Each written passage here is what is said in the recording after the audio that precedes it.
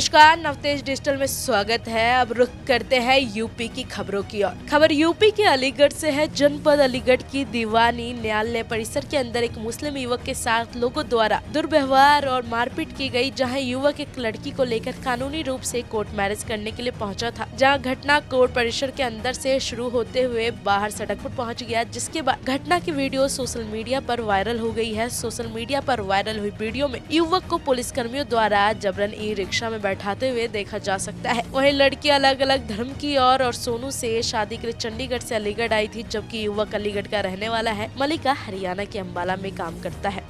मेरे नाम गोविंद पासवान है। मैं नया गांव पंजाब से रहने वाला हूं, चंडीगढ़ के आसपास जो है मोहाली जिले का।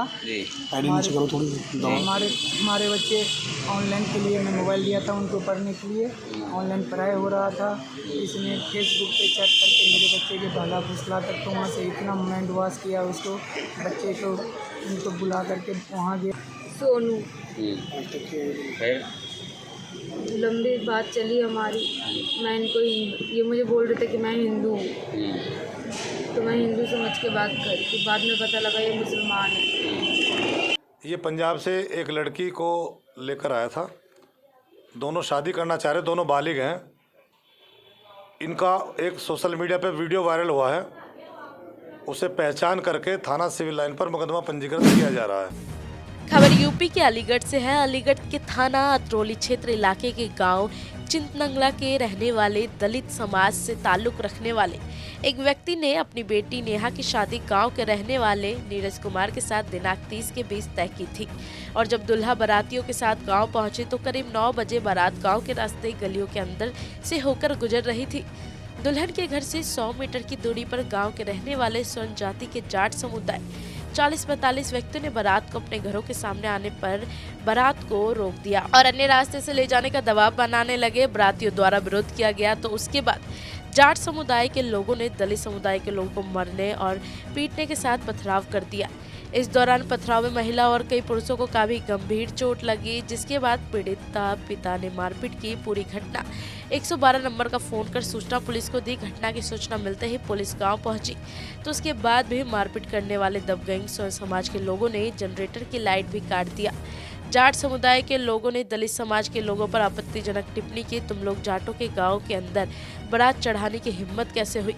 बारात पर हमला करने वाले दंगई ने कहा, रिपोर्ट थाने के अंदर दर्ज कराने की कोशिश की तो गांव के अंदर से दलित समाज को उखाड़ फेंक देंगे और 2-4 लोगों को जान से मार देंगे। साथ झड़प हो गई उनकी, कुछ सी बात को लेकर कहासुनी हो गई और इसके पश्चात दोनों पक्षों में कुछ ईंट भी चलाए गए और दोनों पक्षों को चोट भी आई है।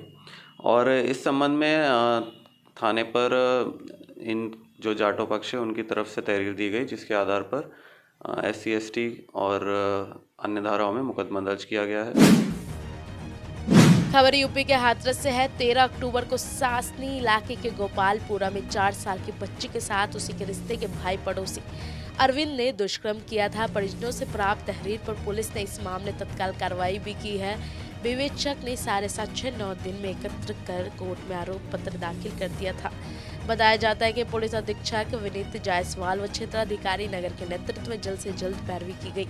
त्वरित कार्रवाई के परिणाम स्वरूप पोक्सो कोर्ट जज प्रतिभा सक्सेना द्वारा 21 साल के अभियुक्त अरविंद उर्फ भूरा पुत्र को धारा 376 एबी भादवी और 5-6 पोक्सो अधिनियम के अंतर्गत सिर्फ 38 दिनों में अरविंद को सजा सुनाई। इस दौरान 8 गवाह उपस्थित हुए। कोर्ट ने 13 तारीखों में इस केस का निपटारा किया है। क्या है मामला और खास बात क्या है इस केस की? एक्चुअली ये 13/10/2020 को सासनी थाने में FIR दर्ज कराई गई थी।